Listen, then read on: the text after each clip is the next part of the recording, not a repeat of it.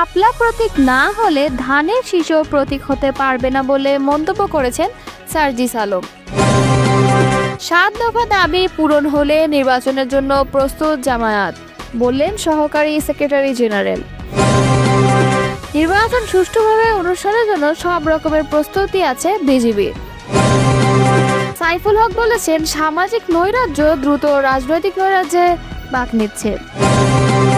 এতক্ষণ শুনছিলেন সংবাদ শিরোনাম, এবারে বিস্তারিত। শাপলা যদি রাজনৈতিক দলের প্রতীক না হতে পারে তাহলে ধানের শীষও প্রতীক হতে পারবে না বলে মন্তব্য করেছেন জাতীয় নাগরিক পার্টির উত্তরাঞ্চলের মুখ্য সংগঠক সার্জিস আলম।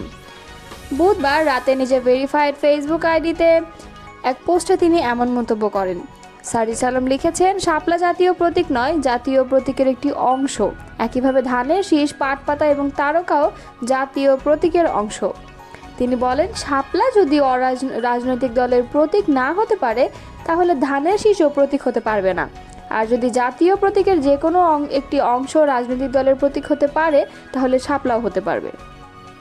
তিনি আরও বলেন, জাতীয় ফুল হিসেবে শাপলার প্রতীক হতে আইনগত বাধা নেই, কারণ জাতীয় ফল কাঁঠাল অলরেডি মার্কা হিসেবে আছে।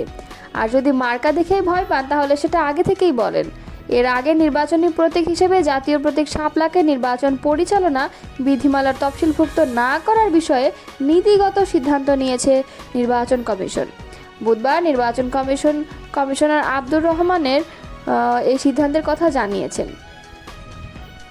তিনি বলেন, নতুন প্রস্তাবিত প্রতীক তালিকায় শাপলা রাখা হচ্ছে না, নির্বাচনী প্রতীক হিসেবে আমাদের শিডিউলভুক্ত হচ্ছে না। আমরা নীতিগতভাবে সিদ্ধান্ত নিয়েছি। জাতীয় প্রতীক শাপলা ও জাতীয় পতাকার বিষয়ে সুস্পষ্ট আইনে বলা রয়েছে। সংবিধানে জাতীয় প্রতীক ও জাতীয় পতাকার কথা বলা হয়েছে। এই দুটোর মর্যাদা অক্ষুণ্ণ রাখার জন্য আইন করা হয়েছে, একটি বিধিমালা করা হয়েছে। কোনো ব্যাপারে জাতীয় ফুল, জাতীয় পাখির ব্যাপারে সুনির্দিষ্ট নেই। জাতীয় নাগরিক পার্টির কেন্দ্রীয় কার্যালয়ের সামনে ফের ককটেল বিস্ফোরণের ঘটনা ঘটেছে। এতে একজন আহত হওয়ার খবর পাওয়া গেছে।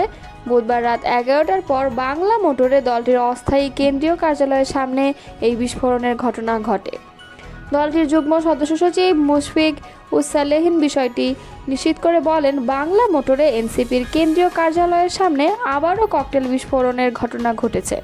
এতে বৈষম্য বিরোধী ছাত্র আন্দোলনের কলাবাগান থানার যুগ্ম আহ্বায়ক ইমন হাওলাদার আহত হয়েছেন। তিনি এখন ঢাকা মেডিকেল কলেজ হাসপাতালে চিকিৎসাধীন আছেন। ইয়ার পদ্ধতিতে নির্বাচন, জুলাই সনদসহ 7 দফা দাবি পূরণ হলে যে কোনো সময় নির্বাচনের জন্য প্রস্তুত জামায়াতে ইসলাম।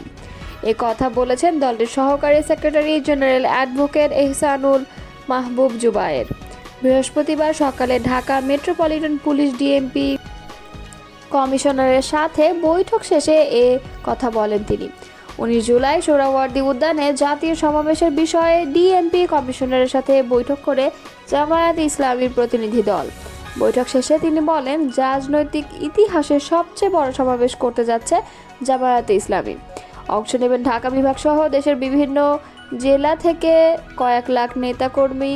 বিএনপি সহ ফ্যাসিবাদ বিরোধী সকল রাজনৈতিক দল ও সংগঠনকে সমাবেশে দাওয়াত দেওয়া হবে।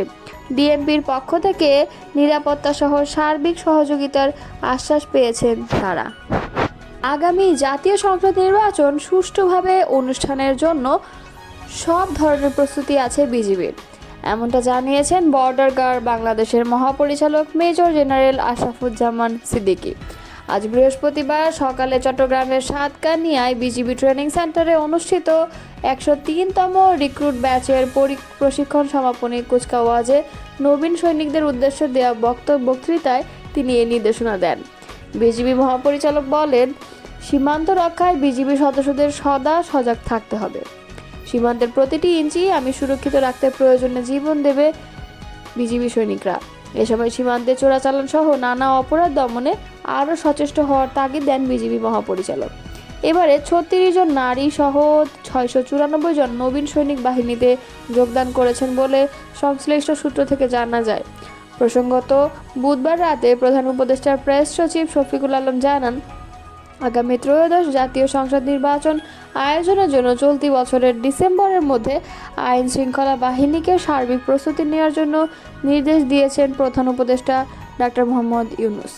সরকারের অকার্যকারিতায় সামাজিক নৈরাজ্য দ্রুত রাজনৈতিক নৈরাজ্যের পথে বাঁক নিচ্ছে বলে শঙ্কা প্রকাশ করেছেন বিপ্লবী ওয়ার্কার্স পার্টির সাধারণ সম্পাদক সাইফুল হক।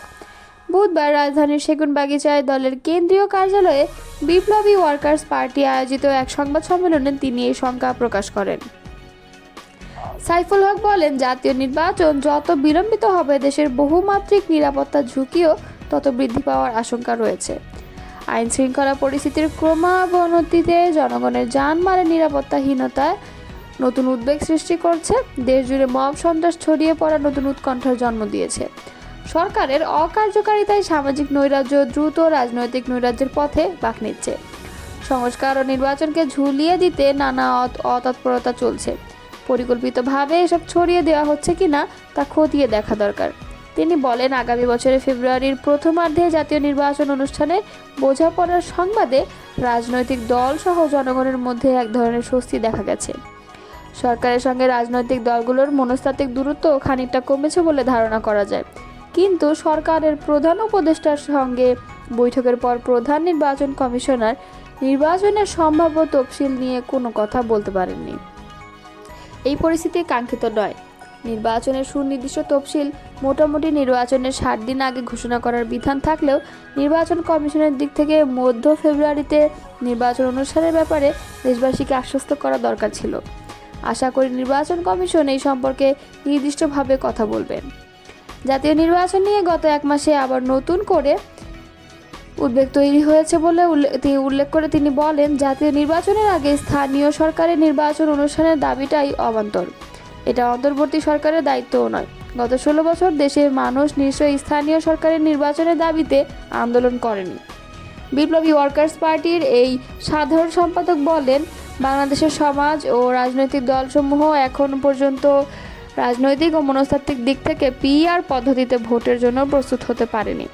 এই কারণে আমরা এবার কেবল সংসদের উচ্চকক্ষে পিআর পদ্ধতিতে নির্বাচন অনুষ্ঠানের দাবি জানিয়ে আসছি। তিনি বলেন, ফ্যাসিবাদী জামানায় সংঘটিত হত্যাকাণ্ডের বিচার ও সংস্কারের প্রক্রিয়া জোরদার করার ব্যাপারে রাজনৈতিক দলগুলোর মধ্যে ঐকমত্য রয়েছে। নির্বাচনের আগে বিচারের উদ্যোগকে দেশবাসী দৃশ্যমান দেখতে চায়। আর সাংবিধানিক সংস্কার ছাড়া মতানৈক্যের ভিত্তিতে বাকি সংস্কার সরকার নির্বাহী আদেশে এখনই সম্পন্ন করতে পারে। তবে সাংবিধানিক সংস্কারের জন্য নির্বাচিত জনপ্রতিনিধি ও সংসদের প্রয়োজন হবে, যাতে জনসম্মতির ভিত্তিতে তা সংবিধানে যুক্ত হতে পারে। আশা করি এই জুলাই মাসের মধ্যে আমরা এই লক্ষ্যে জাতীয় সনদ স্বাক্ষর করতে পারব। তিনি এই পরিস্থিতি থেকে উত্তরণের রাজনৈতিক দল ও সংশ্লিষ্ট সবাইকে আস্থায় নিতে সরকারের প্রতি উদাত্ত আহ্বান জানান। সংবাদ সম্মেলনে জুলাই আগস্ট ছাত্র শ্রমিক জনতার গণ অভ্যুত্থানের বর্ষপূর্তিতে বিপ্লবী ওয়ার্কার্স পার্টির পক্ষ থেকে 21 দিনের কর্মসূচি ঘোষণা করা হয়। কর্মসূচির মধ্যে রয়েছে আগামী 16 জুলাই আবু সাঈদ পার্টির 2 শহীদ বদিউজ্জামান ও আব্দুল লতিফ সহ গণ অভ্যুত্থানের শহীদের প্রতি শ্রদ্ধা জানিয়ে রংপুরে 3 শহীদদের কবরে শ্রদ্ধা জ্ঞাপন সহ সারা দেশের শহীদ মিনারে শহীদদের প্রতি শ্রদ্ধা জানিয়ে পুষ্পস্তবক অর্পণ ও সমাবেশ। 18 জুলাই গণ অভ্যুত্থানের আকাঙ্ক্ষা বাস্তবায়নে শহীদ পরিবারসমূহ ও আহতদের নিয়ে ঢাকায় আশুলিয়ায় শ্রমিক গণসমাবেশ। 25 জুলাই নারায়ণগঞ্জে গণ অভ্যুত্থানের শহীদ ও আহতদের পরিবার সহ গণসমাবেশ এবং 5 আগস্ট গণ অভ্যুত্থানের আলোকচিত্র প্রদর্শনী সহ অন্যান্য অনুষ্ঠান।